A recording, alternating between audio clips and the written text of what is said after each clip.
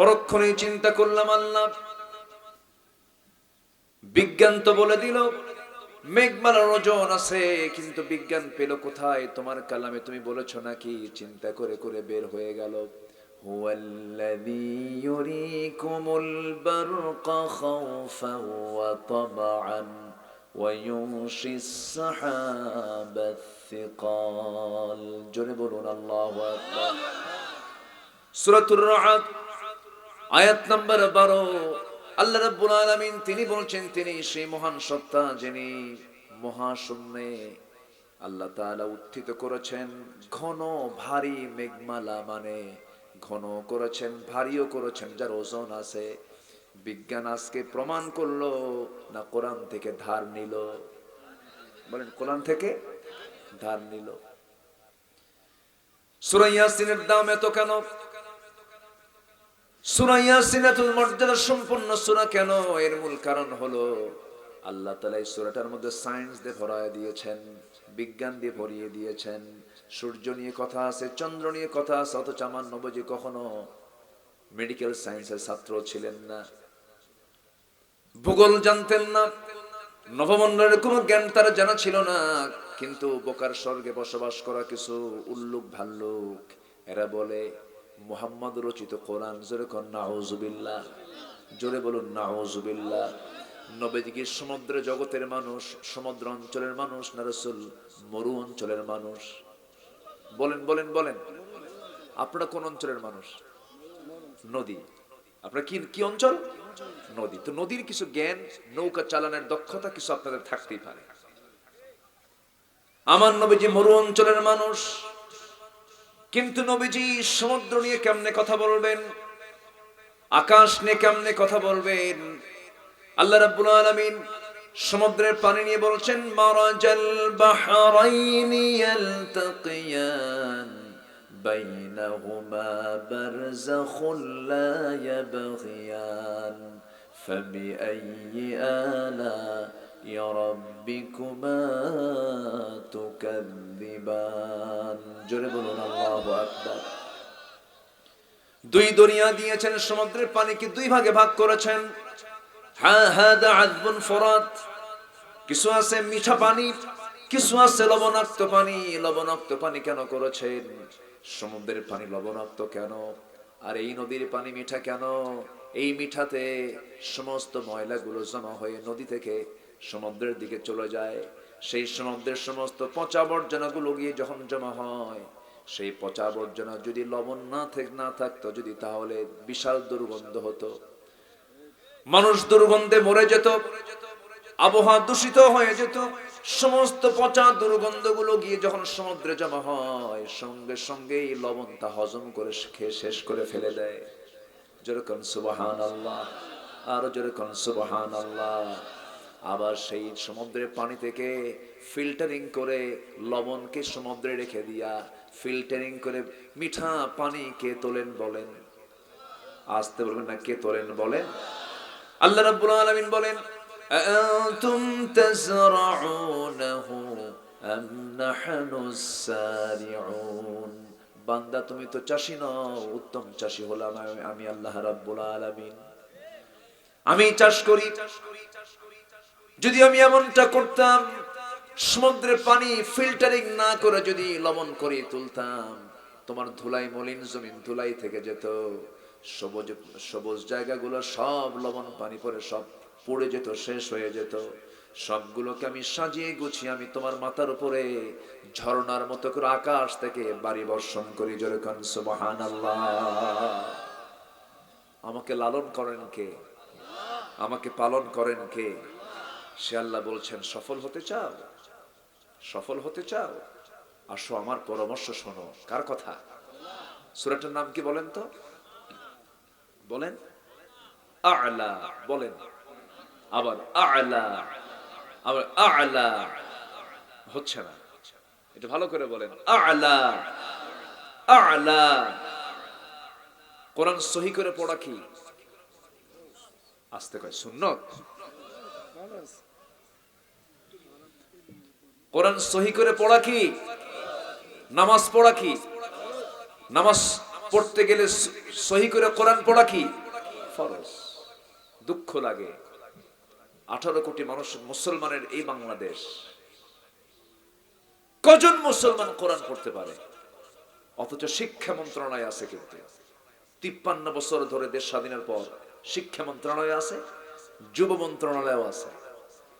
যুব মন্ত্রণালয়ের দায়িত্ব হলো যুবকদেরকে গড়ে তোলা, শিক্ষা মন্ত্রণালয়ের দায়িত্ব হলো জাতিকে সুশিক্ষা দেওয়া। যুবকরা এমন শিক্ষা পাইলো, খালি ইয়াবা খায়। কি খায়? ইয়াবা খায়, নেশা করে। আর শিক্ষা এমন পাওয়া পাইছে, বিসিএস ক্যাডার পর্যন্ত কোরআন পড়তে পারে না। কথা বললেই তো আমরা দোষী হয়ে যাই। হ্যাঁ, কথা বললে আমরা কি হয়ে যাই? দোষী হয়ে যায়। শোনেন, ব্রিটিশ তাড়াইছি আমরা। ব্রিটিশরা আসছিল আমার দেশে শাসন করতে না ব্যবসা করতে? বলেন কি করতে? আর বলেন মুরব্বীরা, কি ব্যবসা করতে আসছিল না? আমরা টমাটোর সঙ্গে কিছু ব্যবসা করি ঠেচাই। এসে বলল ব্যবসার অজুহাতে জুলুম নির্যাতন করে 180 থেকে 200 বছর আমার দেশের কোনো কিছু রাখে নাই। ইউরোপ গড়ে উঠেছে আমার দেশের টাকা দিয়া, আমার দেশের সম্পদ দিয়ে তাদের সভ্যতা তারা গড়ে তুলেছে। তারা চোর। সম্মানিত ভাইয়েরা, সেই ব্রিটিশ বিরোধী আন্দোলন করে ব্রিটিশদেরকে আমরা তাড়াইছি, কিন্তু তাদের রেখে যাওয়া শিক্ষানীতি, আইন, সংবিধান সব আমরা যত্ন করে রেখে দিয়েছি। আজও পর্যন্ত আমরা এগুলোকে চেঞ্জ করতে পারিনি। অথচ আমাদের নিজস্ব সংবিধান আছে না নাই? মুসলমানদের নির্দিষ্ট সংবিধান আছে না নাই? এটা কার দেওয়া? আসতে বলবেন না, কার দেওয়া? আমার রবকে। আরো জোরে, আমার রবকে। আমার নেতা মুহাম্মদ সাল্লাল্লাহু, আমার দল ইসলাম। আমার দল কি? আমার সংবিধান কোরআন। আমার সংবিধান কি? কোরআন। আমার রবকে, আমার নেতাকে, আমার দল কি, আমার সংবিধান কি? এই চার কথার ভিতরে যদি কেউ কোনো কথা ঢুকাতে চায়, জিহ্বা টেনে ছিড়ব আমরা। বহুত ষড়যন্ত্র আছে আমার দেশে। সূরত দেখে মনে হয় জিব্রাইল ফেল, কিন্তু পাক্কা শয়তান। আসতে বলবেন না, আছে না নাই? সূরত দিয়ে জান্নাত পাওয়া যাবে না, সিরাত দিয়ে জান্নাত নিতে হবে। আজকে মুসলমান কোরআন পড়তে পারে না। আমি মালয়েশিয়া গেছিলাম, 60% মুসলমান সেখানে, বাকি 40% চাইনিজ, আরো অন্যান্য দেশে। ক্লাস 8 থেকে শুরু করে একদম বুড়া মানুষ পর্যন্ত এমন কোন মুসলিম নাগরিক নাই যে নামাজ পড়ানোর যোগ্যতা রাখে না। সবাই নামাজ পড়াতে পারে। কেন? এটা কেন হয়েছে জানেন? তাদের শিক্ষা ব্যবস্থার মধ্যে এই সিস্টেম আছে। ক্লাস 8 লেভেলে গেলেই প্রত্যেক নাগরিকের 3 থেকে 4 পারা ক্লাস সিস্টেমে মুখস্থ হয়ে যায়। আর যে মুসল্লি নামাজ পড়াতে পারে না, তার নিজের নামাজও তো হয় না। তার নামাজটাই সহি হবে যে নিজে নামাজ পড়াতে পারবে। তাহলে মুসল্লির যোগ্যতা হতে হবে নামাজ শুধু পড়া না পড়ানো? পড়া না পড়ানো? পড়ানো। দুঃখ লাগে, নামাজ পড়াবে কখন? জানাজাই তো বোঝে না। আমার দেশে কিছু নেতা আছে এরকম বলে, আগামীকাল ঈদুল আজহার জানাজা নামাজ। কে কি বোঝা যায়? বোঝা যায় কথা? পার্লামেন্টে কোরআন তেলাওয়াতের লোক নাই, কারি সাহেব যায় নাই, তেলাওয়াত করতে দিছে একজনকে, এক পার্লামেন্টেরিয়ানকে। শয়তান কয় তোর সে তেলাওয়াত আমার ভালো আছে। এগুলো নিয়ে আলেমদের বিরুদ্ধে কথা বলো, এই সমস্ত যোগ্যতা নিয়ে আলেমদের বিরুদ্ধে বিষোদ্গার গাও। আলেমদের রক্ত নিয়ে যারা খেলে, আলেমদের রক্ত বড় বিষাক্ত। ধরে ধরে ধরে না, ধরলে আল্লাহ, ধরলে আল্লাহ। ফেরাউন বহুদিন জ্বালাইছে, এমনকি বউ শুদ্ধা মারছে, বাড়ির বউ। সংসার তছনছ করে দিয়েছে নিজের ক্ষমতাকে পাকাপোক্ত করার জন্য। সম্মানিত ভাইয়েরা, ট্রেনে আগুন ধরে দেয় এখনো আমার দেশের মানুষ, যারা ক্ষমতাকে পাকাপোক্ত করার জন্য অথবা ক্ষমতায় যাওয়ার জন্য। কে পুষছে আমি এটা নিয়ে কোনো মন্তব্য করব না, তবে যারা মানবতাকে ধ্বংস করতে চায়, যাদের মধ্যে চুল পরিমাণ মানবতা কাজ করে না, যারা মানুষের গায়ে আগুন দিতে দ্বিধা করে না, ওই সমস্ত নেতৃত্বের মুখে আমরা থুতু মারি। আমরা সেই নেতৃত্ব ধরবো যে নেতৃত্ব কিয়ামত পর্যন্ত চলবে। তিনি হচ্ছেন মুহাম্মদ সাল্লাল্লাহু। আমার নবীর মুখে কোনদিন মিথ্যা কথা ছিল? আজকে মিথ্যা কথা সবচেয়ে বেশি বলে কারা? দেখেন না, নির্বাচন আসলে নায়ক ইমাম হয়ে যায়। নায়ক কি হয়, তাই না? হয়েছে না? সারা জীবন নাচানাচি করছে, সারা জীবন এখনো নাচে। নির্বাচন আসছে, নায়ক ইমাম হয়ে গেছে। নায়ক কি হয়েছে? কম সম কথা, এটা বিশাল ব্যাপার। মাথায় টুপি দিয়ে দেখে মনে হয় একদম মনে আকাশ থেকে মনে ফেরেশতা নাজিল হয়েছে। এখন অভিনয় আমরা দেখাই না, আমরা সারা বছরই টুপি পড়ি। আমরা সপ্তাহে একদিন জুমার নামাজে যাই না, আমরা অভিনয় দেখাই না, আমরা 5 ওয়াক্ত নামাজই পড়ি। অভিনয় আমরা করি না। কষ্ট পাচ্ছেন? আলোচনা চালাই। এই পিছনে কথা বলে কারা? এই পিছনে কথা বলে কারা?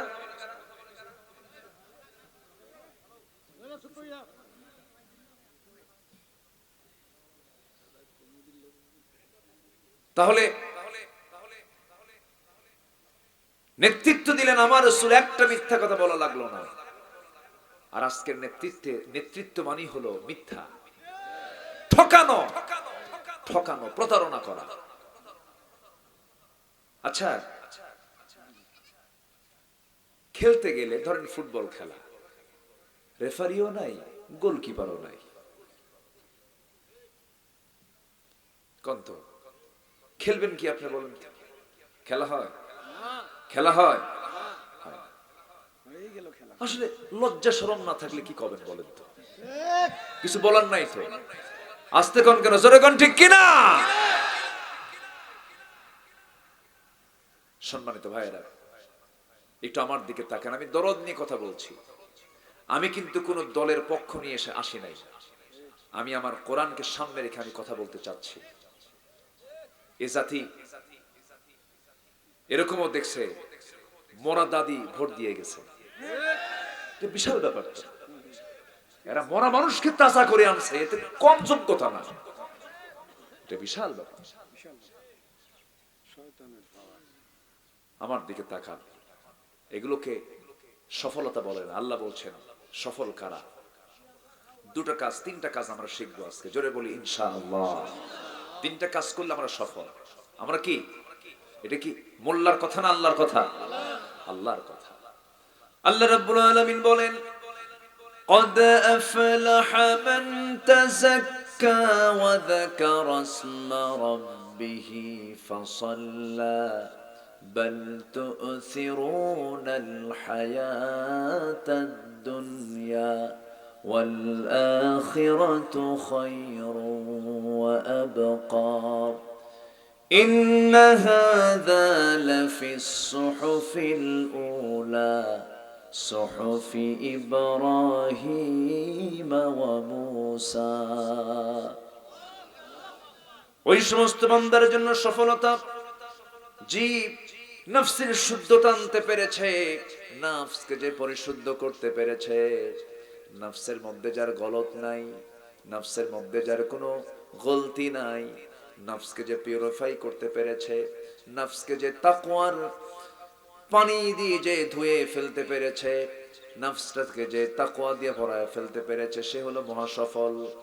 নফসের শুদ্ধতা কাকে বলে? একটু এক্সাম্পল দিলেই সব স্পষ্ট হয়ে যাবে।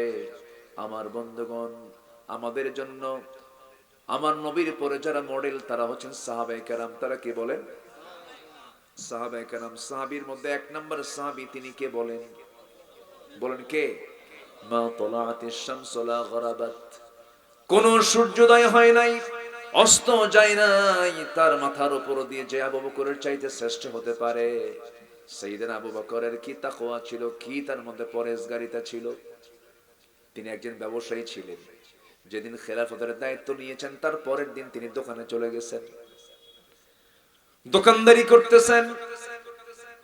কোন এক কাস্টমার এসে বলছে, আবু বকর 6 মাস আগে তোমার কাছ থেকে কাপড়টা নিয়েছিলাম, পছন্দ হয় নাই, কাপড়টা ফেরত নিয়ে নাও, টাকাটা দিয়ে দাও।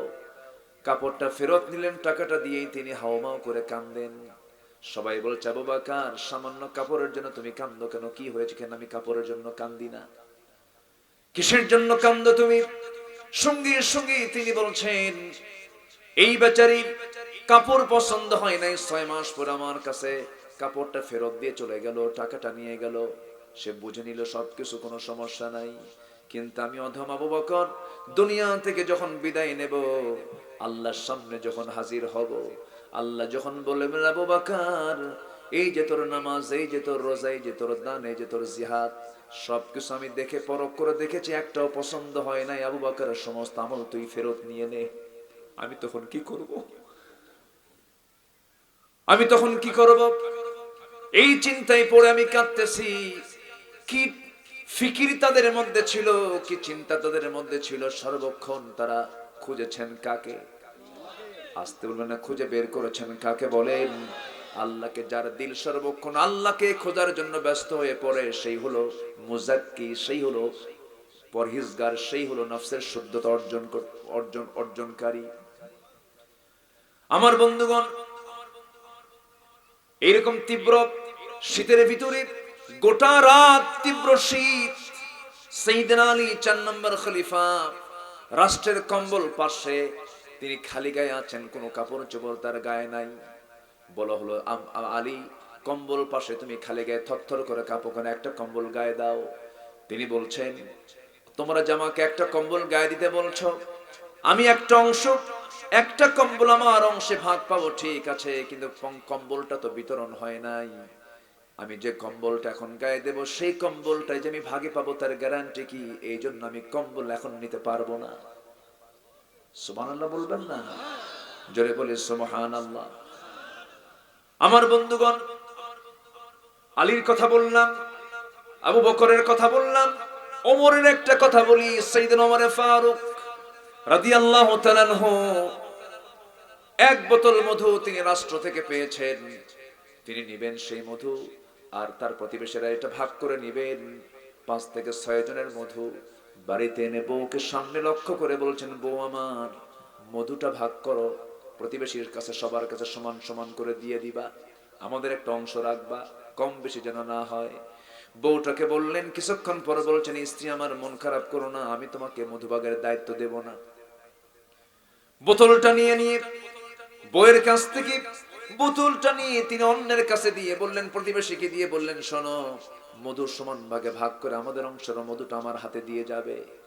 তার অংশের মধু যখন তার হাতে দিয়ে গেল প্রতিবেশী, সেই মধুর বোতলটা নিয়ে আমার নবীর এই প্রিয় সাহাবী স্ত্রীর সামনে গিয়ে বলছে, স্ত্রী আমার, আল্লাহর কসম করে বলে আমি তোমাকে সন্দেহ করিনি, আমি তোমাকে সংশয় করিনি, তুমি আমার স্ত্রী। আমি রাষ্ট্র চালাই, তুমি আমার পরিবার চালাও, আমি রাষ্ট্র চালাই, তুমি আমার সন্তানাদের লক্ষ্য করো, খেয়াল করো। আমার স্ত্রী, তুমি আমার প্রতি মনক্ষুণ্ণ হবে না, আমি তোমাকে সন্দেহ করে তোমার কাছ থেকে বোতলটা নেই নাই, আমি নিয়েছি এজন্য। মধু হলো তরল জিনিস, এই মধু ভাগ করতে নিয়ে সমান সমান ভাগ করতে পারবো আমরা, ঠিক আছে, কিন্তু মধু হলো তরল জিনিস, মধু ভাগ করতে নিয়ে 2-1 ফোঁটা মধু তো তোমার হাতে লেগে যাবে, ওই 2-1 ফোঁটা মধু আমাদের অংশে বেশি আসুক এটা চাই নাই মনে করে মধু ভাগের দায়িত্ব আমরা অন্যকে দিয়ে দিয়েছি। এটা হলো তাসকিয়াতুন নফস, নফসের শুদ্ধতা। এরকম বালুচরে, বালু এলাকা না, বালুচরে সাইয়েদনা ওমর ফারুক রাদিয়াল্লাহু তাআলা আনহু কলসি ভরে পানি আনতেছিলেন। পানি আনতে নিয়ে মাথায় ভরি তিনি কলসি ভরা পানি যখন আনতেছিলেন বাড়িতে, এমন সময় একজন প্রশ্নকারী এসে বলতেছে, আমি আমিরুল মুমিনিন একটা প্রশ্ন আছে। কি প্রশ্ন? বলো। মাথায় কলসি রেখে কি প্রশ্ন করা যায় নাকি? এবার মাথার কলসিটা আস্তে করে তিনি হাঁটুতে রাখলেন, বলছেন কি প্রশ্ন বলো? হাঁটুতে আরো বেশি কষ্ট হবে, আপনি নিচে রাখেন, তাহলে ইজিলি কথা বলা যাবে। তিনি বলেন না, মাটিতে আমি কলসি রাখতে পারবো না, কারণ কলসির তলা হলো ভিজা আর মাটি হলো শুকনা। এই শুকনা মাটিতে যদি আমি ভেজা কলসির তলা যদি রেখে দেই, কিছু মাটি কলসির তলার সঙ্গে লেগে যাবে। এতটুকুন মাটি আমি যদি নিয়ে চলে যাই, এইবার এই জমিওয়ালা কিয়ামতের দিন আমার বিরুদ্ধে মামলা দেবে, জবাব দিতে পারবো না। একটু আস্তে কোন সুবহানাল্লাহ। জান্নাত কি মামুর বাড়ির আবদার? পুকুর দখল, পুকুর কি দখল? দেশ দখল, লোপাট করতে করতে। আচ্ছা, দেশকে কৃষকরা কি পিছিয়ে দিয়েছে না এগিয়ে দিয়েছে? আচ্ছা, গার্মেন্টস শ্রমিকরা, তারা কি শিক্ষিত না অশিক্ষিত? অশিক্ষিত। কৃষকরা তো অশিক্ষিত অধিকাংশ। শ্রমিক সারাদিন শ্রম দিয়ে দিয়ে কৃষি খাতকে, গার্মেন্টস খাতকে কত দূর এগিয়ে দিয়েছে। এদেশের পোশাক আমেরিকার মানুষ পরে। প্রবাসী সেই মালয়েশিয়া, কাতার, দুবাই, বাহরাইন, এই সমস্ত দেশের বড় বড় মাল্টি স্ট্রেট, এই বিশাল বড় বড় বিল্ডিং এর অবদান হচ্ছে বাংলাদেশের শ্রমিকদের। কি পরিশ্রম গুলো করে, এত প্রখর গরম, প্রখর রোদের ভিতরে সাদা মানুষ কালো হয়ে যায়। সেই টাকাগুলো কষ্ট করে রেমিটেন্স গুলো দেশে পাঠায়। প্রবাসী অশিক্ষিত, শ্রমিক অশিক্ষিত, কৃষক অশিক্ষিত। এই অশিক্ষিত শ্রেণীগুলো দেশকে এগিয়ে দিচ্ছে, কিন্তু দেশকে পিছিয়ে দিচ্ছে, দেশকে শেষ করে দিচ্ছে কারা? কিছু কলমের খোঁচা দিয়া শিক্ষিত নামের কলঙ্কগুলো দেশ থেকে টাকাগুলো পাচার করে ফেলছে, ঠিক কিনা? আমার দেশে কোনো অভাব নেই, আমার দেশে কোনো অভাব নেই। আমার দেশে অভাব হলো স্বভাবের অভাব। কিসের অভাব? স্বভাব, ভালো স্বভাব নাই। আমার দেশে কোনো কিছুর সংকট নেই, শুধু সংকট হলো সৎ যোগ্য নেতৃত্বের সংকট। আপনার কাছে কেউ আসলেই আগে প্রশ্ন করবেন, তোর নফস ঠিক কর, তাজকিয়াতুন নফস ঠিক কর, নফসের শুদ্ধতা আগে আন।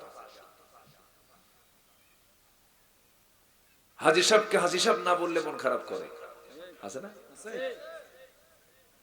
আমি নিজের কানে শুনেছি, লোকটা মারা গেছেন, বললেই চিনবেন আপনি, তার ভিডিওটা এখনো আছে। তার নাম বলা হলো যে এই এই এই এই দিস বলে হাজিটা বাদ পড়ছে। এই নামের মধ্যে এত কিছু বললে হাজি বলল না কেন? আসসালামু আলাইকুম ওয়া রাহমাতুল্লাহি ওয়া বারাকাতুহু।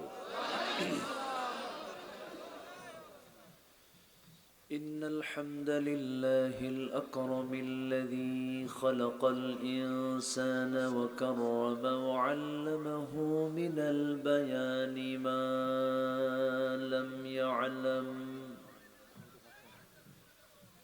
فسبحان الذي لا يحصى امتنانه باللسان ولا بالقلم نشهد أن لا إله إلا الله وحده لا شريك له ونشهد أن سيدنا وحبيبنا ومولانا محمدا عبده ورسوله الذي أرسله بالحق بشيرا ونذيرا وداعيا إلى الله بإذنه وسراجا وقمرا منيرا فقد قال الله تعالى في كلامه المجيد وفرقانه الحميد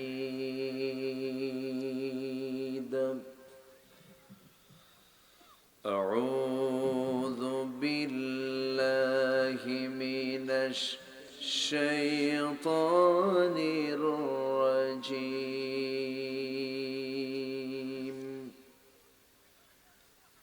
بسم الله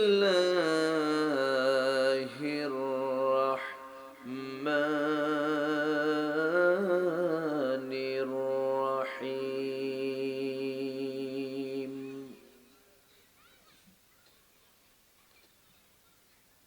قد أفلح من تزكى وذكر اسم ربه فصلى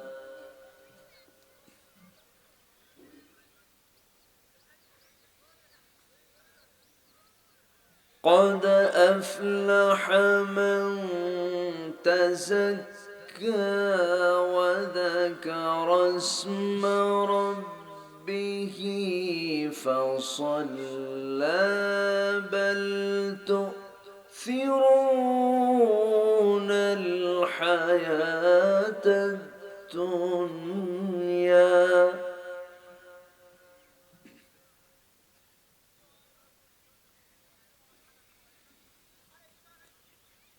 بل تؤثرون الحياة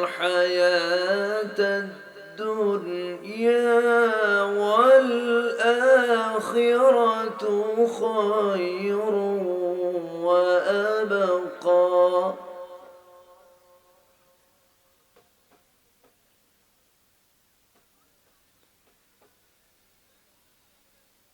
إن هذا لفي الصحف الأولى صحف إبراهيم وموسى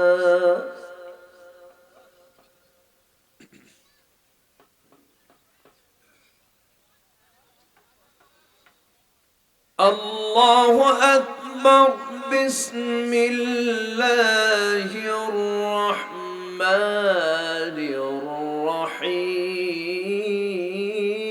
الرحيم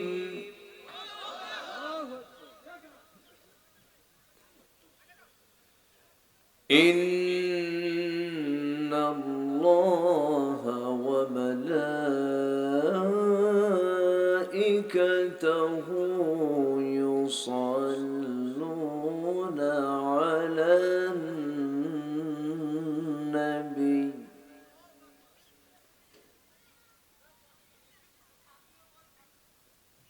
يا أيها الذين آمنوا صلوا عليه وسلموا تسليما اللهم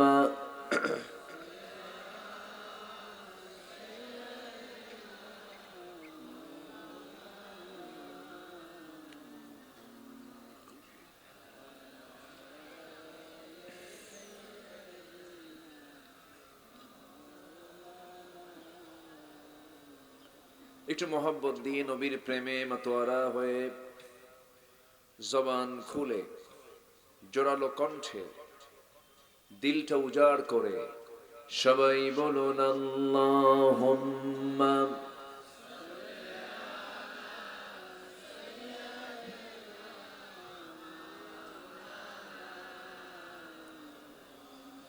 وعلى آل سيدنا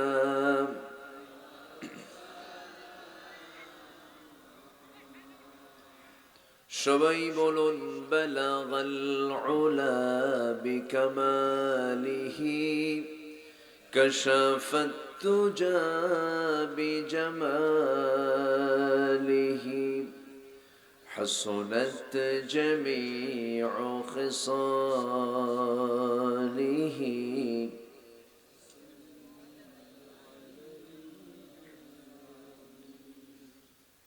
سورة يوسف بدار حكمة لقمان إمام قارئ قرآن باري يهدي لساد من ما بلغ العلا كشف التجى بجماله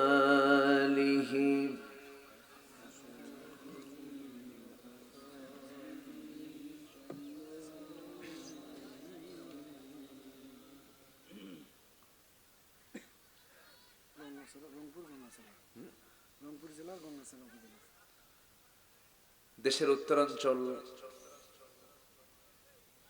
রংপুর জেলার গঙ্গাচড়া উপজেলার চিলাখাল শখের বাজার তরুণ যুব সমাজ মাহফিল ইন্তেজামি কমিটি কর্তৃক আয়োজিত দিনের বেলা অনুষ্ঠিত পঞ্চম বার্ষিকী তাফসীরুল কোরআন মাহফিল 16 জানুয়ারিতে অনুষ্ঠিত আজকের এই মহৎ আয়োজনের সম্মানিত সুযোগ্য সভাপতি জনাব শাহাদত হোসেন, আজকের এই প্রোগ্রামের বরেণ্য অতিথি মাননীয় সংসদ, আজকের মাহফিলের বিশেষ আকর্ষণ এই এলাকার কৃতি সন্তান আমার অনুজ, আমার স্নেহধন্য নন্দিত আলেমে দ্বীন, বিশিষ্ট ইসলামী চিন্তাবিদ মুহতারাম মাওলানা আব্দুর রশিদ হাফিজাহুল্লাহ, আজকের মাহফিল উপস্থিত হাজরাত উলামায়ে কেরাম, ফদলায়ে ইজাম, সুশীল সমাজ, জাতির শ্রেষ্ঠ সন্তান শিক্ষক মণ্ডলী, জাতির বিবেক সাংবাদিক বৃন্দ, সামনে উপস্থিত দূরে কাছের বিভিন্ন স্থান থেকে ছুটে আসা কালিমার ঝান্ডাবাহী, তাওহীদের পতাকাবাহী, দ্বীন ইসলামের নরসারদুল বীর মুজাহিদ, প্রাণ প্রিয় সম্মানিত দ্বীনী ভাইরা, আড়ালে বসে আছেন শ্রদ্ধেয়া সম্মানিতা মা বোনেরা, আলোচনার সূচনায় আনুষ্ঠানিকতার মধ্য দিয়ে আমার পক্ষ থেকে আবারও দিল খোলা সালাম, আসসালামু আলাইকুম ওয়া রাহমাতুল্লাহি ওয়া বারাকাতুহু। কেমন আছেন সবাই? আমাকে প্রশ্ন করেছেন, আল্লাহ তাআলা আমাকে তো আপনার মতোই আপনার কাতারেই রেখেছেন। বলছি আলহামদুলিল্লাহ। সম্মানিত হাজিরিন, আমার ধারণা ছিল মাহফিল লালমনিরহাট উপজেলায়, তো রাস্তাতে এগিয়ে আছে, গঙ্গাচড়া তো কাশি হওয়ার কথা। কোন দিক দিয়ে যে আসলাম, তো মালাকুল মউত খুঁজে পাবেন আপনারা।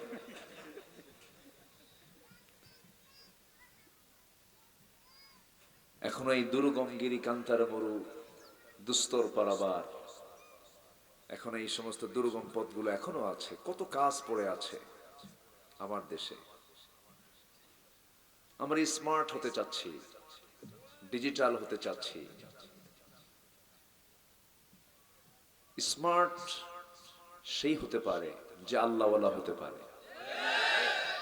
যে গাঁজা খায় সে কি স্মার্ট হয়? সবার মুখে সব কথা মানায় না। যে চোর, তার মুখে কি চরিত্রের কথা মানায়? মানায় না। আকলমন্দ ইশারা বাসাত, বেশি কিছু বোঝার জন্য বেশি কিছু লাগে না, ইঙ্গিত দিলেই বোঝা যায়। সম্মানিত হাজিরিন, রংপুর কোথায় আর এটা কোথায়? আমি তো এটা ব্রেনে খেলতেছে না আমার। রংপুর ঢুকছি 2 ঘন্টা আগে এখানে আসার, কোন দিক দিয়ে যেন চলে আসলাম। তবে আপনাদের এই চাঁদ মাখা মুখগুলো আল্লাহ তাআলা আমাকে দেখালেন, আমি আল্লাহর শুকরিয়া আদায় করছি, আলহামদুলিল্লাহ। এই অঞ্চলগুলো আরবিতে কোরআনে এক শব্দটা আছে, ফজ্জিল আমিক, মিন ফজ্জিল আমিক। প্রত্যন্ত অঞ্চলকে কোরআনের ভাষায় বলা হয় মিন ফজ্জিল আমিক, প্রত্যন্ত অঞ্চল এটা। যাই হোক, এই মাটির সাথে বরকত জড়িত আছে, আলহামদুলিল্লাহ বলেন। আমি আস্তে আস্তে বলবো, আসতে পেরেছি বলি আলহামদুলিল্লাহ। যতক্ষণ আছি আমাকে সময় দেবেন তো নাকি? আচ্ছা, শুনতে এসেছি আমরা শোনার জন্য না আমলের জন্য? আচ্ছা, আমল করতে কি বেশি ওয়াজ লাগে? শোনার জন্য বেশি ওয়াজ লাগে, আমলের জন্য কিন্তু বেশি লাগে না। সম্মানিত ভাইয়েরা, সম্মানিত বন্ধুগণ, যে কথাগুলো আমি বলবো, আমরা বসেছি শুধু শোনার নিয়তে না আমলের নিয়তে? আমলের নিয়তে আমরা শুনবো, তাহলে কাজে লাগবে। জোরে বলি ইনশাআল্লাহ। ওয়াজ শুনলো, চোখের পানি ফেললো, দোয়া করলো, আব্বা আম্মারে জান্নাতে পাঠায় দিয়া ফজরের সময় পানি ঠান্ডা, তাহলে তো কাম হলো না। ওজুর পানি ঠান্ডা যদি মনে করেন, তাহলে কি নামাজ হবে? না উজু ছাড়া নামাজ হয়? হ্যাঁ, এরকম দরবারও কিন্তু আছে আমার দেশে। আবার বলে যে উজু আর ভাঙবে কেন? পানি বের হলো, ওটাও পানি, আবার উজু করবো এটাও পানি। দেখছেন, তাও কয় ঠিক। ঠিক হয়েছে কেমনে? বলে ওইটা ঠিক আছে।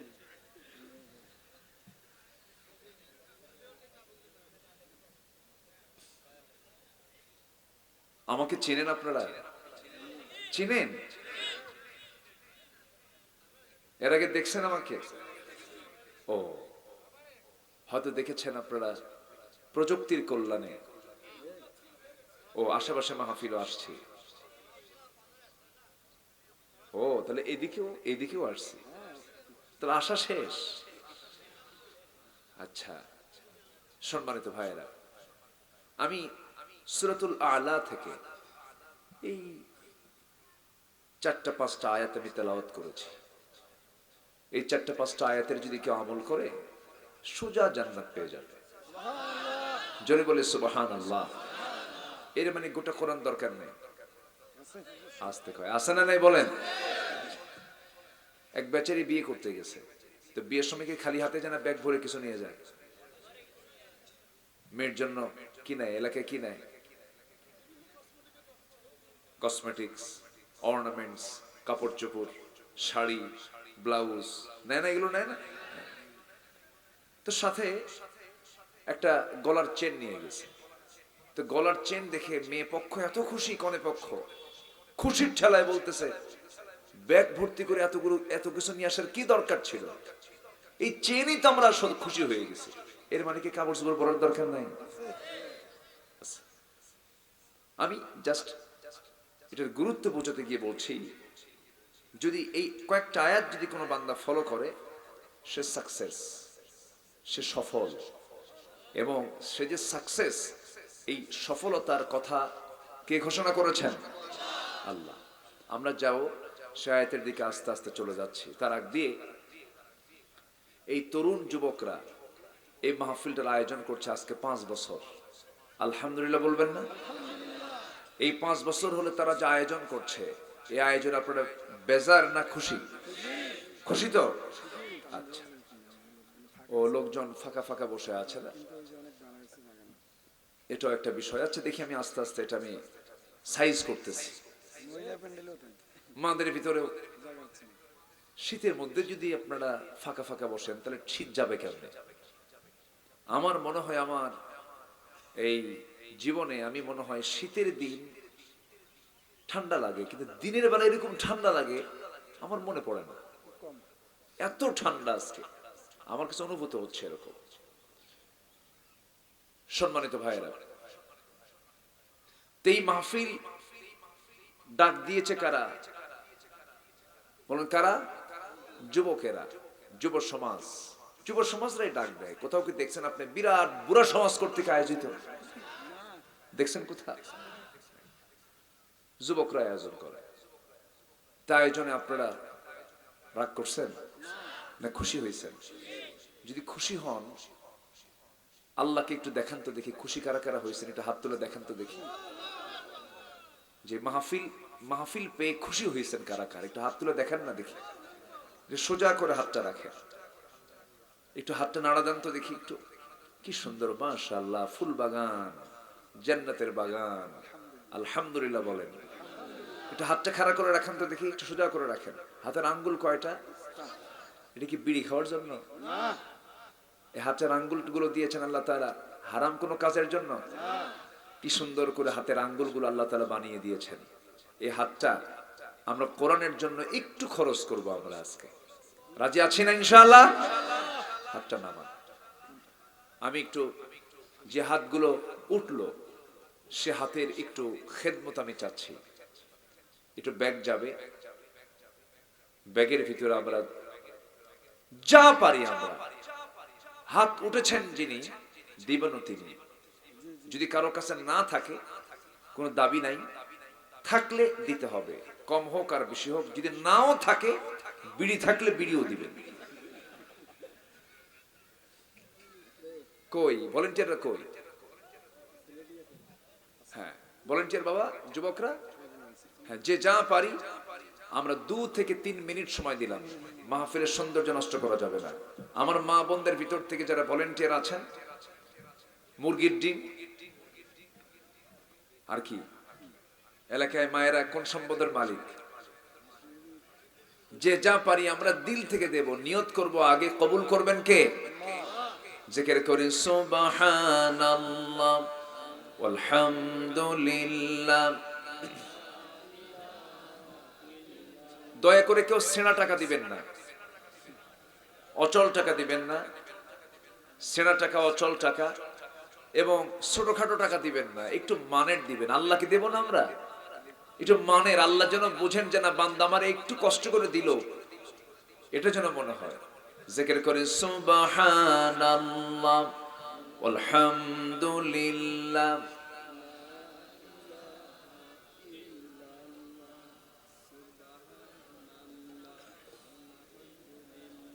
আরো জোরে সুবহানাল্লাহ আলহামদুলিল্লাহ লা ইলাহা ইল্লাল্লাহ সুবহানাল্লাহ।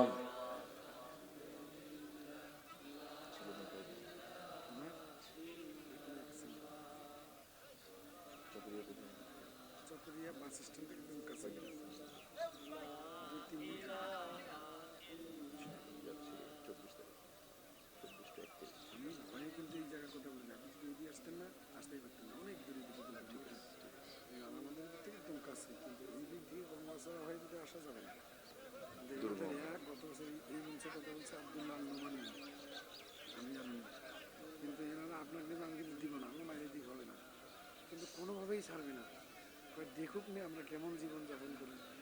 নোমানি হইতে যাওয়ার সময় কান্না করে গেছে একদিন। চ্যাংড়া ব্যাংড়াদের কষ্ট যে কোন দিকে যাবে, কোনো রাস্তা নাই, পথ নেই, কিছু। এখন তো ভালো, আপনি তো মোটরসাইকেল আসছেন, একটু পানি হলে এদের দুরবস্থা, কোনো পথ নেই। আল্লাহ শুকরিয়া, আসছি আলহামদুলিল্লাহ। জি আমরা একটু মেহেরবানি করে জিকির করি সুবহানাল্লাহ আলহামদুলিল্লাহ।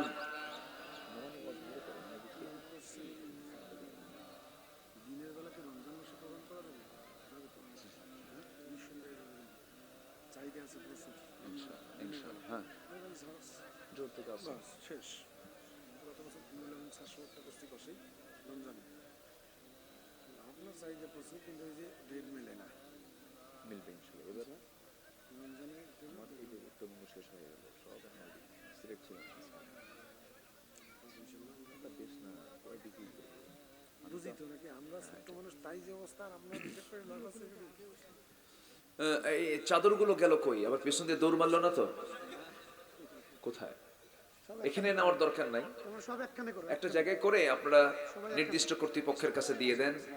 সবার আমানত, এটা বরকত। কিন্তু মাহফিল কমিটি যারা আছেন, এই যে সবার রুচি রুচি থেকে কিছু অংশ আপনাকে দিলেন, এটাকে বরকত। যারা দিয়েছেন এটাও বরকত, তাই না? একসঙ্গে জমা হলো। আল্লাহ তুমি সবার দানকে সাইয়েদনা আবু বকর, উমর, উসমান রাদিয়াল্লাহু আনহুম, এই সমস্ত সাহাবীদের দানের সঙ্গে আল্লাহ তুমি কবুল করে নাও। জোরে বলি আল্লাহুম্মা আমিন। একটু জিকির করি লা ইলাহা। আর একটু আমরা চেপে চেপে বসি, শীতের দিন তো মজাও পাবেন, আর আপনি আরেকজনকে বসার সুযোগ দিবেন, সবটা আপনি ডাবল পেয়ে যাবেন। একটু আমার দিকে চেপে চেপে আসেন আর জিকির করেন লা ইলাহা। এই যে সামনের ফাঁকা জায়গা আছে, একটু মেহেরবানি করে একটু আগায় আসেন, জিকির করে লা ইলাহা সুবহানাল্লাহ ওয়ালহামদুলিল্লাহ। আরো জোরে লা ইলাহা সুবহানাল্লাহ ওয়ালহামদুলিল্লাহ। আরো জোরে সুবহানাল্লাহ ওয়ালহামদুলিল্লাহ লা ইলাহা। আরো জোরে লা ইলাহা লা ইলাহা ইল্লাল্লাহু মুহাম্মাদুর রাসূলুল্লাহ সাল্লাল্লাহু আলাইহি ওয়াসাল্লাম। সম্মানিত হাজিরিন, আর কথা না বলি, কথা বলাটা সুস্পষ্ট আদবের খেলাফ। এবং আমি আমার অনুজ, আমার স্নেহধন্য আব্দুর রশিদ যখন কথা বলছিলেন, আমি লক্ষ্য করেছি খুব ডিস্টার্ব ফিল হচ্ছিল তার। আশেপাশে একটু কথা হয়, ওই যে ওই কোনায় কথা হয়, কোনো কথা মাহফিলে বলা যাবে না। বলাটা কি জায়েজ না না জায়েজ? না জায়েজ। কোনো কথা বলা যাবে না। যদি কোরআন মাহফিলে শৃঙ্খলা ভঙ্গের যদি কোনো অভিযোগ ফেরেশতারা আল্লাহরে দেন, দুনিয়াতে শৃঙ্খলা ভঙ্গের মামলা হয় না, তো ফেরেশতারা যদি আল্লাহর কাছে মামলা দেয়, জামিন হবে? খুব সাবধান, এটা কোরআনের মাহফিল। কিন্তু বসেন, আমি এমন সময় নেব না আপনার, যেটা আপনার জন্য কষ্টের কারণ হবে, কিন্তু দরদ দিয়ে আমি প্রায় বলি এই কথা, ভাইরে আমলের নিয়তে শুনবো আমরা। জোরে বলি ইনশাআল্লাহ। যতটুকু শুনবো আমল করব তার চাইতে বেশি। সূরাতুল আ'লা থেকে আমি শেষ দিকে 14 থেকে 19 ছোট্ট ছোট্ট কয়েকটা আয়াত আমি তেলাওয়াত করেছি। আল্লাহ তাআলা এখানে কারা কারা সাকসেস, কারা সফল, তাদের কিছু গুণগত দিক তুলে ধরেছেন। আমার আগে খুবই গুরুত্বপূর্ণ কথা আমি শুনেছি বসে বসে। কোরআন মানলে পরে তাদের ফলাফল কি হতে পারে, কোন কোন বান্দার জীবনে বিপদ মুসিবত আসতে পারে, এই বিষয়ে খুবই সুন্দর করে সাইয়েদনা ইব্রাহিম আলাইহিস সালামের জীবন থেকে নিয়ে আম্বিয়া কেরামদের জীবন নিয়ে অনেক সুন্দর সুন্দর একদম গাঁথুনি রেখে উদ্ভাবনী দিয়ে সুন্দর করে তিনি কথা বলেছেন। আমি শেষ ক্লাসে এসে, ভাঙ্গাচুরা মানুষ তো, গায়ে কোনো গোশত নাই, দেখেন না কি সুন্দর তার সুঠাম দেহ, আমার এক ঘুষি মারলেই তো আমি শীত হয়ে পড়বো। ওইদিকে তার আব্বা অত্যন্ত গর্বিত পিতার গর্বিত সন্তান, বাপকে পাশে রেখে কথা বলা, এটা বিশাল বড় একটা ভাগ্যের ব্যাপার, নসিব। তো তার আব্বার জন্য সবাই দোয়া করবেন, আল্লাহ যেন তার আব্বা জানকে দীর্ঘ হায়াত তাইয়্যিবা দান করেন। জোরে বলি আল্লাহুম্মা আমিন। বাপ আছে যার, রহমত আছে তার, বাপ নাই যার, দোয়া কবুল হওয়ার মানুষ নাই তার। এটা বড় রত্ন, বড় সম্পদ হচ্ছে মা বাবা। চলে গেলে বোঝা যায় যে মা বাপটা কত গুরুত্বপূর্ণ বিষয়। সবাই ফেলে রেখে চলে যায়, সবাই থুয়ে যায়, বাপ মা কখনো সন্তানকে থুয়ে যায় না। এটা বড় সম্পদ, এটাকে লালন করব আমরা সবাই। জোরে বলি ইনশাআল্লাহ। সম্মানিত ভাইয়েরা, সূরাতুল আ'লা থেকে আমি আলোচনা শুরু করছি। কোরআন কার কথা? আসতে বলবেন না, কার কথা? আল্লাহর কথা। এই কথার মধ্যে কোনো খাত আছে? সোনার খাত নাই, সোনার খাত নাই। নতুন সোনা কেনার পরেও যদি আপনি সোনারুর কাছে যান, কি বের হয়? খাত বের হয়। আমার আপনার কথার মধ্যে ভুল নাই, আছে। কিন্তু কোরআন এটা এমন একটা পরশ পাথর, এটা এমন একটি কিতাব যার মধ্যে চুল পরিমাণ কোনো তথ্যের ভুল নেই, কোনো সন্দেহ নেই। কোরআন যা বলেছে এটাই আপডেট, যা বলেছে এটাই মহাসত্য, মহাসত্য। আমি আশ্চর্য হই যখন মহাকাশের গবেষণার সাথে যখন কোরআন মিলে যায়। আশ্চর্য হব না কেন? কোরআন তো কিয়ামত পর্যন্ত আল্লাহ তাআলা ব্যালেন্স করে দিয়েছেন। আমার মাঝে কাতার সফর ছিল, কাতার, দোহা থেকে আসছি ঢাকায়, বিমানে উঠলাম। বিমানে তো প্রায় ওঠা হয়। হঠাৎ করে আমার মনে হলো কয়েক হাজার ফিট উপরে উঠে নিচের দিকে মেঘ দেখতেছে, মেঘ। যারা বিমানে চড়েছেন, বিশাল মেঘের একটি স্তর। ভাবলাম এই মেঘমালার কি ওজন আছে নাকি? আমার জানা নাই, এটা জানা ছিল না। একটু গবেষণা করে খুঁজে বের করে দেখি, বিজ্ঞান বলছে কিউমুলাস নামে কিছু মেঘমালা আছে যার ওজন হলো 300 টন। 10 লক্ষ টন পর্যন্ত এই মেঘমালাগুলো, এত ওজনের কিছু মেঘমালা আল্লাহ তাআলা মহাশূন্যে ঝুলায় রেখেছেন। যদি ছেড়ে দিতেন, বলেন তো কোনো বিল্ডিং থাকতো? আমি আপনি থাকতাম? সব শেষ হয়ে যেত। এক্সাক্ট বলা মুশকিল। ওই সূর্যের চাইতে আবার বেটেলজুইস, সুপারনোভা, আড্ডা নামে কিছু তারকা আছে। সেই তারকাগুলো সূর্যের চাইতে 33 কোটি গুণ বড় এক একটা তারকা। এক একটা তারকা যদি সূর্যের চাইতে 33 কোটি গুণ বড় হয়, আকাশ আল্লাহ তাআলা একটা তারকা নয় অসংখ্য তারকা দিয়ে আকাশটাকে সাজিয়েছেন। যেরকম সুবহানাল্লাহ। চাঁদের দেশে মানুষ গেছে, যায় নাই? চাঁদের দেশে যে আজান শুনে কালিমা পড়ে মুসলমান হয়ে গেছে। মঙ্গল গ্রহে গেছে মানুষ, মানুষ চিন্তা করছে চাঁদও দেখলাম, মঙ্গল গ্রহ দেখলাম। মানুষ যদি চিন্তা করে একটু তারকার দেশে যাব, তারকার দেশ দেখবো আমি। পৃথিবীর সবচেয়ে নিকটবর্তী তারকার দেশ হলো প্রক্সিমা সেন্ট্রাই। প্রক্সিমা সেন্ট্রাই যদি কেউ যেতে চায়, এই দুনিয়ার কোনো যানবাহন নিয়ে গেলে হবে না। ওই নভমণ্ডলে যাওয়ার জন্য, সেই তারকার দেশে যাওয়ার জন্য লাগবে হলো নভোযান। আপডেট নভোযান হলো অ্যাপোলো 11, যার ঘন্টার গতি হলো 39,000 কিলোমিটার। 39,000 কিলোমিটার বেগে ঘন্টায় যদি কোনো বান্দা রওনা দেয়, ওই তারকার দেশ, সবচেয়ে নিকটবর্তী তারকার দেশ প্রক্সিমা সেন্ট্রাই যেতে তার সময় লেগে যাবে 1,15,000 বছর মাত্র। যাবেন কারা কারা? হাত তুলেন। অত হায়াতি তো নাই না? অত মহাশূন্যের একটা সবচেয়ে নিকটবর্তী তারকার কথা বললাম।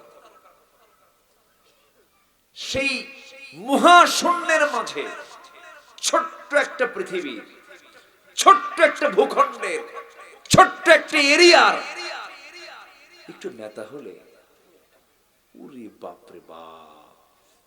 কি আছে না নাই? বলেন না, আছে না নাই? তুমি কিছুই হও নাই, তুমি কিচ্ছু হওনি। তোমার মতো বহু ফেরাউন দুনিয়া থেকে বিদায় নিয়েছে, ঠিক কিনা? যারা হত্যা রাজনীতি করে তারা সবগুলো ফেরাউনদের নাতিপুতি, ঠিক কিনা? আছে না? আসতে বলবেন না, আছে না নাই? মানুষ পুড়ে মারে যারা, গুলি করে হত্যা করে যারা, অন্যায় করে বিচার করে যারা, এরা সবগুলো ফেরাউনদের সঙ্গে তাদের হাসর নাসর হবে। অনেক কথা আছে, একটা বললাম কেবল। নফসকে আমরা শুদ্ধ করব। নফস ঠিক, নফস ঠিক, সব ঠিক। এটা ঠিক নাই, কোনো কিছুই ঠিক নাই। এটা হাদিস আছে না? আছে। আলা ইন্না ফিল জাসাদি লামুদগাতান ইযা সালুহাত সালুহাল জাসাদু কুল্লু ওয়াইদা ফাসাদাল জাসাদু কুল্লু আলা ওয়াহিয়াল কলব। গোটা দেহের মধ্যে একটা গোশতের টুকরা আছে, সেটা হলো কলব। এটা যদি ঠিক থেকে যায় সব ঠিক থেকে যায়, এটা যদি ব্যাঠিক হয়ে যায় সব কিছু ব্যাঠিক হয়ে যায়। আমরা কলবকে ঠিক রাখবো, জোরে বলি ইনশাআল্লাহ। কলব ঠিক রাখার জন্য দোয়া চাইবো আমরা কার কাছে? ইয়া মুকাল্লিবাল কুলুব সাব্বিত কলবি আলা দীনিক, ইয়া মুকাল্লিবাল কুলুব সাব্বিত কলবি আলা দীনিক। আমার নবীজি এমন করে ঘন ঘন দোয়া করেছেন, ঘন ঘন আল্লাহর কাছে চেয়েছেন। আমরা আল্লাহর কাছে চাবো, কারণ আমার অন্তরটা আল্লাহর কাছেই তো চাইতে হবে ঠিক রাখার জন্য। আমরা যেমন সূরা নাসের মধ্যে বলি, সবাই বলেন আল্লাযী ইওয়াসফিসু ফি সুদুরিন নাস, সবাই বলেন আল্লাযী ইওয়াসফিসু ফি কুলুবিন নাস। কুলুবিন নাস, সুদুরিন নাস। কুলুবিন কেন হলো না? কলব হলো ভিতরেরটা, সদর হলো কলবের দরজা। শয়তান কখনো কলবের মধ্যে ঢোকে না। শয়তান কলবের উপরের দরজা সদরে গিয়ে ধাক্কা মারে। কলবটা আল্লাহ চালান, এই জন্য আল্লাহকে আমরা বলি ইয়া মুকাল্লিবাল কুলুব সাব্বিত কলবি আলা দীনিক। এই জন্য আল্লাহর কাছে আমরা বলবো, আল্লাহ আমার কলবটা তোমার দ্বীনের দিকে আল্লাহ তুমি আল্লাহ ঝুঁকে দাও। জোরে বলি আল্লাহুম্মা আমিন, আরো জোরে আল্লাহুম্মা আমিন। আমার বন্ধুগণ, এক নম্বর হলো তাসকিয়াতুন নফস। সুন্দর করে নফসের শুদ্ধতা আনবো। যা করবো আমরা আল্লাহর জন্য, যেমন করে আল্লাহ তাআলা একটা জায়গায় শিখিয়ে দিচ্ছেন, সবাই বলেন ইন্না সালাতি ওয়া নুসুকি ওয়া মাহইয়ায়া ওয়া মামাতি লিল্লাহি রাব্বিল আলামিন। সবাই বলেন ইন্না সালাতি ওয়া নুসুকি ওয়া মাহইয়ায়া ওয়া মামাতি লিল্লাহি রাব্বিল আলামিন। আমার সালাত, আমার কুরবানি, আমার জীবন, আমার মরণ সব হবে কার জন্য বলেন? আসতে বলবেন না, কার জন্য বলেন? নাম্বার 2 হলো কিছুক্ষণ পর আজান হবে, টেনশন করবেন না। আজান হলেই যারা ঈমানদার তাদের মধ্যে অস্থিরতা পোষণ হয়, এটা আমি জানি। আমরা সময় মতোই শেষ করব। আমাকে সময় দেবেন তো ইনশাআল্লাহ? জি, জোরে বলি ইনশাআল্লাহ। আমি আজকে জাস্ট এখানে 1:10 এসেছি। আমি প্রস্তুতি নিচ্ছিলাম যে আজকে খুব তাড়াতাড়ি উঠবো, কিন্তু আপনারা দেরি করেছেন, আপনারা দেরি করে আসছেন। কিন্তু আপনাদের দোষও নেই, প্রচন্ড ঠান্ডা আজকে। এই ঠান্ডার মধ্যে যে আপনারা আসছেন, এই তো বিশাল ব্যাপার। বলি আলহামদুলিল্লাহ, জোরে বলি আলহামদুলিল্লাহ, আরো জোরে বলি আলহামদুলিল্লাহ। আমি 3টে পয়েন্ট আমি আস্তে আস্তে শেষ করব। একটা হলো তাসকিয়াতুন নফস, নফসের শুদ্ধতা। আমার নফসকে ফ্রেশ রাখবো আমরা। এখানে এক কথা, ওখানে আরেক কথা, ওখানে মিথ্যা সাক্ষী, ওখানে ছলচাতুরি, ওখানে 2 নাম্বারি। এগুলো হলো ভেজাল নফস। কি নফস বলেন? আমরা কি ভেজাল নফস গড়বো না নির্ভেজাল? নির্ভেজাল। যা বলবো মুখে, অন্তরে তাই লালন করব। মুখ এবং অন্তর হবে 2 না 1। জবান কয়েক, জবান কত হবে? 2 হবে না 1 হবে? 1 হবে। এক জবানে চলবো আমরা, এক জবানে চলবো আমরা। জীবন দেব, জবান পরিবর্তন হবে না। জীবন দেব, ওয়াদা ভঙ্গ হবে না। জীবন দেব, আমানতের খেয়ানত হবে না। যার আমানত নাই, যার জবান ঠিক না, তার ঈমানই নাই। বলেছেন মুহাম্মদ সাল্লাল্লাহু আলাইহি ওয়াসাল্লাম। আমার নবীজি জবানের ব্যাপারে খুব গুরুত্বপূর্ণ কথা বলেছেন। আমার বন্ধুগণ, নাম্বার 2 হলো ওয়াযাকারা। যারা জিকির করবে, সেই রবের জিকির করবে। ওয়াযাকারা ইসমা রাব্বিহি, তার রবের জিকির করবে। তার রব মানে আমার রবকে বলেন। আসতে বলবেন না, কে? জিকির কাকে বলে? জিকিরের তো সংজ্ঞা অনেকেও জানেন না। আমার দেশে ভারী জিকির আছে, হালকা জিকির আছে, আছে না? আর ঝাঁকি জিকিরও আছে। ঝাঁকি মারে, মঞ্চে উঠে ঝাঁকি মারে। এই ঝাঁকিগুলো খুব ডিস্টার্ব করতেছে ইদানিং, খুব জ্বালাচ্ছে।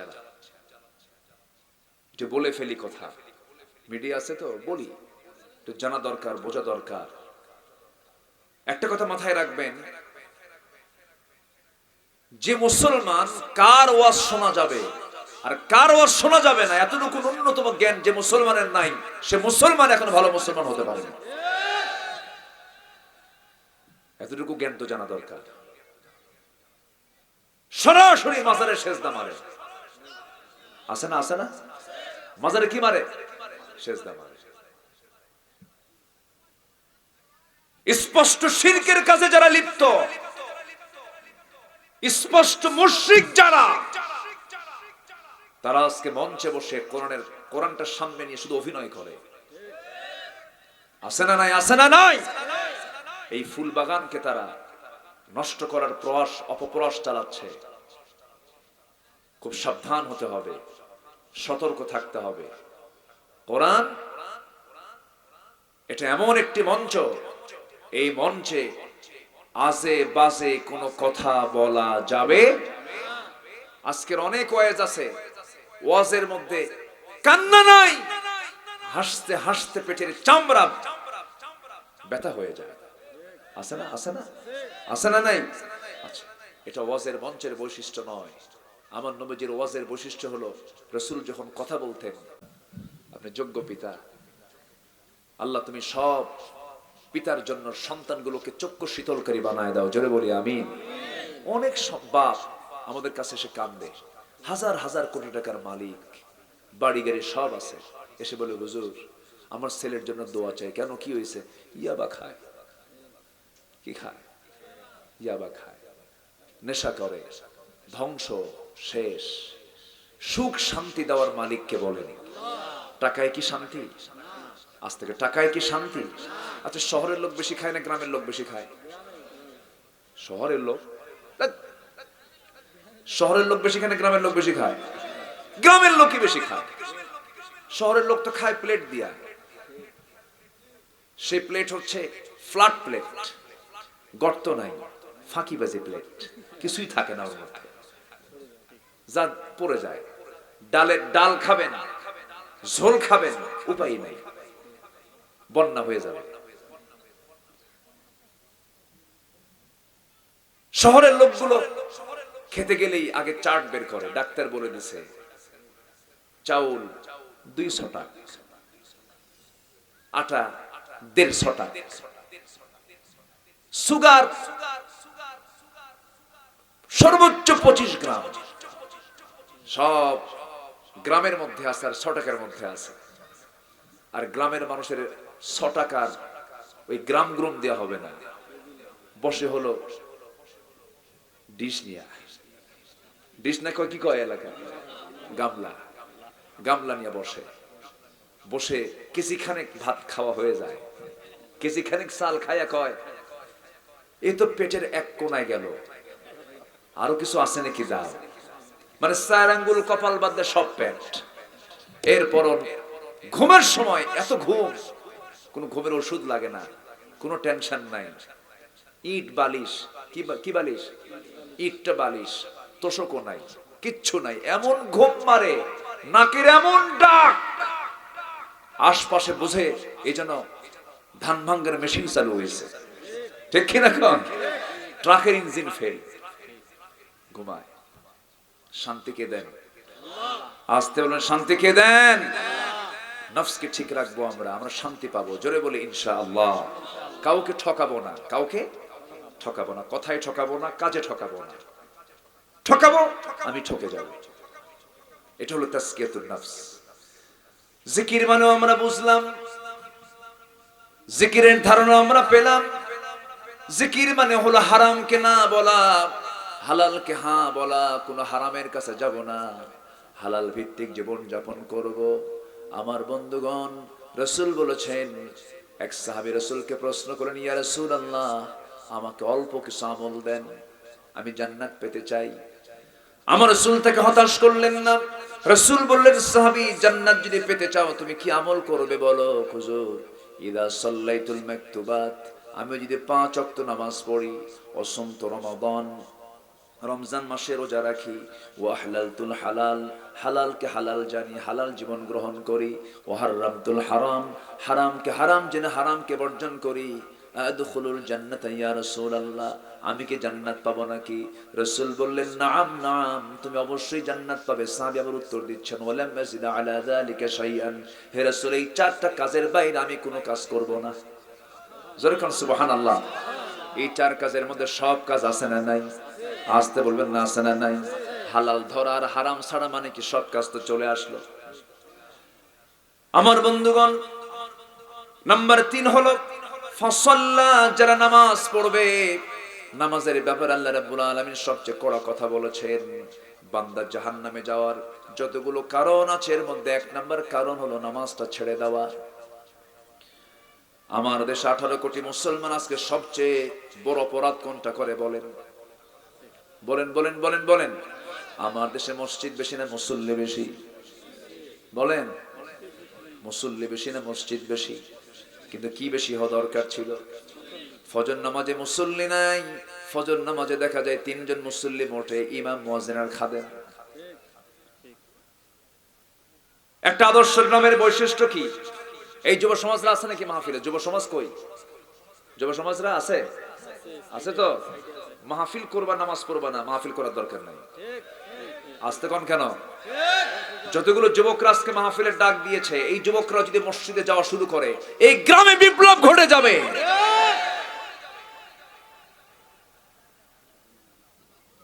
যুবকরা কি ভয় পাচ্ছে নাকি? নামাজ। চিড়াখাল শখের বাজার, এই গ্রামের সৌন্দর্য যদি ফুটে তুলতে চান, সুন্দর বাগান আগে করতে হবে। সুন্দর বাগানটা হলো মসজিদ। মসজিদের 5 ওয়াক্ত নামাজের মধ্যে সবচেয়ে শ্রেষ্ঠ নামাজ হলো ফজরের নামাজ। যে গ্রামের মসজিদে ফজরের মুসল্লি জোহরের চাইতে বেশি হয়, সেটা হলো আদর্শ গ্রাম। দিন শুরু হয় কি দিয়া? নামাজ দিয়া। ও যুবকরা, আজকে যারা আসছো, মাহফিলের ডাক যারা দিয়েছো, তোমার কাছে আমার আহ্বান থাকবে, 5:30টায় আজান হয়ে যাবে। তোমরা যুবকরা 10-12 জন যারা মাহফিলের ডাকটা দিয়েছো, তারা আগে ওযু করবা। ওযু করে লিস্ট করবে এই গ্রামে কোন কোন যুবকরা নামাজ পড়ার জন্য উপযুক্ত, তাদের তালিকা করবে। গ্রামের যিনি মাতব্বর আছেন, আপনি মাতব্বর, আপনার দায়িত্ব এই গ্রামকে নিয়ে স্বপ্নকে দেখা, এই গ্রামকে নিয়ে আপনার চিন্তা করা। গ্রাম থেকে ইয়াবা বন্ধ হয়ে যাবে, নেশা বন্ধ হয়ে যাবে, 2 নাম্বারই বন্ধ হয়ে যাবে। আপনি ইউনিয়নের কথা বাদ দিয়ে দেন, আপনার অন্য দিকের কথা বাদ দেন, গ্রামকে আগে ঠিক করেন। আপনার গ্রাম আপনি ঠিক করেন, ঠিক কিনা বলেন? এই গ্রামে কোনো বেনামাজি থাকতে পারবে না। সবাইকে নামাজ পড়তে হবে। সুন্দর করে বুঝাবেন, কেন পড়বে না বন্ধু বলো, তোমার সমস্যা কি? নার্সিং করবেন, সুন্দর করে বুঝাবেন। এই গ্রামের কোন মেয়ে বোরকা ছাড়া বের হবে না। কি আসতে কোন কেন? আসতে কোন কেন? এই গ্রামের কোন যুবকের হাতে কোন নেশা জাতীয় কোনো কিছু থাকবে না। নেশা মুক্ত জীবন যাপন করবে। এমন করে প্রত্যেকে যদি সচেতন হয়ে যান, নামাজ ভিত্তিক জীবন যাপন যদি করতে পারেন, আল্লাহ রাব্বুল আলামিন বলছেন, আল্লাহ বলছেন, বান্দার আমি তোকে নিজ হাতে আমার 1 নাম্বার জান্নাত, জান্নাতুল ফেরদাউস তুলে দেব। জোরে বলি সুবহানাল্লাহ। যুবকরা, ওই নেতৃত্ব ধরো না যে নেতার পিছনে গেলে নামাজ কাজা হয়। নেতা নিজেও নামাজ পড়ে না, আছে না? আসতে বলবেন না, আছে না নাই? যে জনসভায় গেলে পরে নামাজের কর্মসূচি নাই, যে দলে নামাজের কর্মসূচি নাই, যে দলের নেতার মুখে দাড়ি নাই, যেই দলের নেতা নেশা করে, চরিত্রহীন লম্পট, ওই সমস্ত নেতৃত্বের মুখে আমরা থুতু মারি, জুতা মারি। আমরা রাজি আছেন কারা কারা? হাত উঁচু করে দেখান।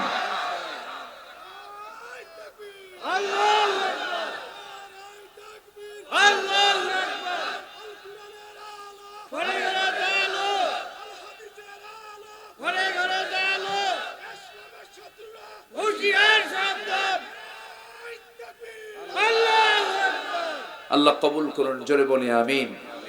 আরো জোরে আমিন, আরো জোরে আমিন। নামাজ কি বাদ দেওয়া যাবে? নামাজ পড়া কি? নামাজ কার হক? আসতে নামাজ কার হক? যেই নামাজ না পড়লে সবচেয়ে বড় অপরাধ আল্লাহর কাছে। দুঃখ লাগে। কত আইন পাশ হলো, এই পর্যন্ত এই নামাজের আইন কেউ পাশ করেনি। ঠিক কি না? নামাজের আইন কেউ পাশ করছে? 53 বছর চলে গেল, কত অধিবেশন হলো, নামাজের বিল কেউ টানে না। কারণ নামাজের বিল টানলে তাদের নেতাগিরি চলে যাবে, বড় বড় মদের বোতল পাবে না, দুষ্টুমি ফাইজলামি করতে পারবে না। আমার ভাইয়েরা, নামাজটাকে আমরা রেগুলার করব। আমার নবীজি এক ওয়াক্ত নামাজ ছেড়েছেন এমন কোন প্রমাণ কেউ বলতে পারবেন না। নবীজির জীবনে এক ওয়াক্ত নামাজ কাজা হয় নাই। নবীজি সময় মতো নামাজ পড়েছেন। যে বান্দা সময় মতো নামাজ পড়তে পারবে, ইন্নাস সালাতা কানাত আলাল মুমিনিনা কিতাবান মাওকুতা, সময় মতো যে বান্দা নামাজ পড়বে আল্লাহ তার জন্য স্পেশাল জান্নাত রেখে দিয়েছেন। সময় মতো নামাজ, পিতামাতার খেদমত করা, জিহাদ ফি সাবিলিল্লাহর কাজ করা। এক সাহাবী এসে বলছেন, ইয়া রাসূলুল্লাহ, আপনি আমাকে একটু বলে দেন তিনটা প্রিয় কাজ আল্লাহর কাছে কি? রাসূল বলেন, তিনটা প্রিয় কাজ, এক নাম্বার হলো সালাতু আলা ওয়াক্তিহা, সময় মতো নামাজ পড়া। নাম্বার 2 হলো বিররুল ওয়ালিদাইন, পিতামাতার সঙ্গে সুন্দর আচরণ করা। নাম্বার 3 হলো জিহাদ ফি সাবিলিল্লাহ, যেরকম আল্লাহু আকবার। তবে হে আল্লাহ তাআলা বান্দার জন্য কঠিন না, তিনি আবার বান্দার জন্য সহজ। সফরে আসো, 4 রাকাতকে আমি তোমার জন্য 2 রাকাত করে দিলাম। দাঁড়িয়ে পারো না, বসে করে দিলাম। বসে পারো না, শুয়ে পড়ো, তাও করে দিলাম। ওযুর পানি সমস্যা, তায়াম্মুম করে, তাও করে দিলাম। তোর জন্য কষ্ট না হয় বান্দা, সব আমি তোর জন্য ইজি করে দিয়েছি। বান্দা নামাজ ছাড়িস না, সেজদা দে, তুই আমার কাছে সারেন্ডার কর। ভালো লোকের সঙ্গে সংস্পর্শ গড়ে তুলবেন, খারাপ লোকের সঙ্গে বন্ধুত্ব গড়বেন না। ভালো বন্ধু যদি নির্বাচন করতে পারেন, কিয়ামতেও সেই বন্ধু আপনার কাজে লাগবে। ধরুন একজন ভালো আলেমের সঙ্গে আপনার সম্পর্ক গড়লেন, সে আলেমটা জান্নাতে হয়তো চলে গেল। আল্লাহ ওই বান্দা, ওই জান্নাতি বান্দাকে ডাক দিয়ে বলবেন সেদিন, ও জান্নাতি বান্দা শোন, একা একা জান্নাতে যাবি কেন? তোর কি দুনিয়ার কোনো বন্ধু বান্ধব ছিল না? কে আছে? আল্লাহ, আমি তোকে আজকে শুধু একা জান্নাত দেব না, তোর কারণে তোর বন্ধুদেরকেও আমি জান্নাতের সুযোগ দিয়ে দিলাম। গাঁজাখোর বন্ধু না, কি কথা কি বোঝা যায়?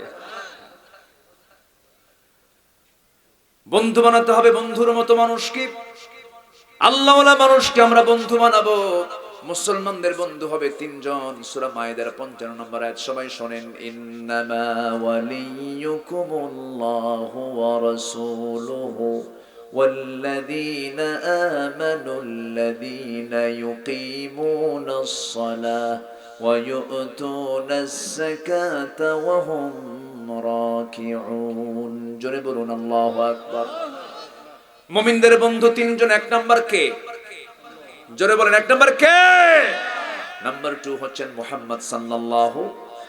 নাম্বার 3 হচ্ছে ইমানদার। নাম্বার 3 কি বলেন?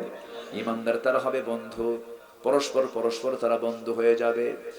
সাহাবে কেরাম এত দামি কেন হলেন? সাহাবীদের মর্যাদা এত বেশি কেন হলো? সাহাবীদের মূল বন্ধু ছিলেন মুহাম্মদ সাল্লাল্লাহু। খুব ভালোবাসতেন সাহাবীরা রাসূলকে। সব সাহাবী আবার একরকম নন। আবু বকরের মতো কেউ হবে না। রাসূলকে সবচাইতে বেশি আবু বকর সিদ্দিক রাদিয়াল্লাহু ভালোবেসেছেন, এত মুহাব্বত করেছেন। একটা আয়াত, কোরআনে কারীমের একটা আয়াত নাযিল হলো, সে আয়াতের অর্থ হলো আল্লাহ রাজি হয়ে গেছেন সবার উপরে। দুঃখের সংবাদ না আনন্দের সংবাদ? আনন্দের সংবাদ, সবার উপরে আল্লাহ রাজি হয়ে গেছেন। আল ইয়াউমা আকমালতু লাকুম দীনাকুম ওয়া আতমামতু আলাইকুম নি'মাতি ওয়া রাদিতু লাকুমুল ইসলাম দীনা। এই আয়াত যখন নাযিল হলো, লক্ষ লক্ষ সাহাবী, লক্ষাধিক সাহাবী সব উল্লাস করছেন, আনন্দ করছেন।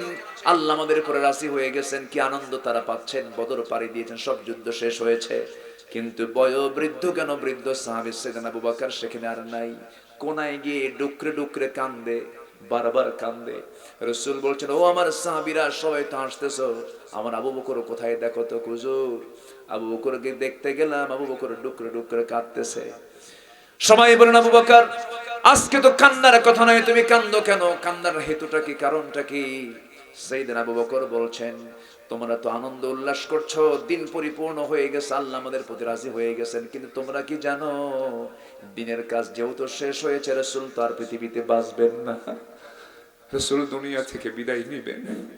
সবাই বুঝতেছে একরকম, সাইয়েদনা আবু বকর বুঝতেছেন আরেক রকম। সাইয়েদনা আবু বকর রাসূলকে খুব ভালোবাসতেন। একদিন বললেন, সাহাবীরা তোমরা বলো কার কাছে কোনটা জিনিস প্রিয়? এক একজন এক একটা জিনিস বলে। এবারে বলছেন, আবু বকর তোমার কাছে তিনটা জিনিস প্রিয়। কি কি বলো? হুজুর আমার কাছে তিনটা জিনিস প্রিয়। আন্নাদরু ইলাইক, আপনার দিকে তাকায় থাকা। ওয়াল জুলুস বাইনা ইয়াদাই, আপনার সামনে বসে থাকা। ওয়াল ইনফাকু মালি আলাইহি, আপনার জন্য সমস্ত সম্পদ খরচ করে ফেলা। জোরে বলেন সুবহানাল্লাহ।